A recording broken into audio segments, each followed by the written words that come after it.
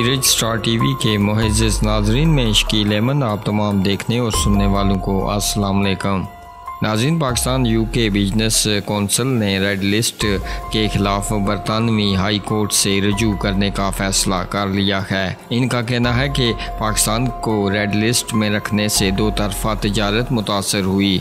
पाकिस्तान को red list से ना निकाला गया तो पार्लियामेंट के सामने एहतजाज करेंगे। नाजरीन, बरतानिया की जानब से पाकिस्तान को रेड लिस्ट में बरकरार रखने के फैसले के खिलाफ पाकिस्तान यूके बिजनेस कौंसिल ने एहतजाज की कॉल दे दी है। इसी तरह पाकिस्तान यूके बिजनेस कौंसिल ने बरतानवी हाई कोर्ट से रजू करने का भी फैसला किया है।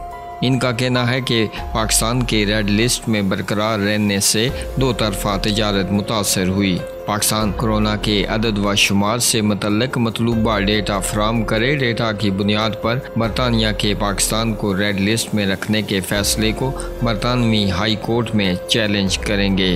PUBC ओहदेदारान ने कहा कि पाकिस्तान को रेड लिस्ट से ना निकाला गया तो बरतानवी पार्लियामेंट के सामने एहतजाज करेंगे। नाजरीन, गुज़श्ता रोज़ वज़ीर ख़ारजा शाह महमूद कुरैशी और बरतानवी हम मुनसफ के दरमियान टेलीफोनिक रब्ता हुआ। दोनों ममालिक के वज़रा ख़ारजा के दरमियान अफ़गानिस्तान की सूरत हाल और इलाकाई सलामती से मुतल्लिक बातचीत की गई। बरतानवी वज़ीर ख़ारजा ने बरतानवी शहरियों के इनखला में पाकिस्तान का शुक्रिया अदा किया। वज़ीर ख़ारजा शाह महमूद कुरैशी ने रेड लिस्ट का मामला भी उठाया। इन्होंने कहा कि पाकिस्तान में कोरोना केसेस में बहुत ज़्यादा बेहतरी आई है।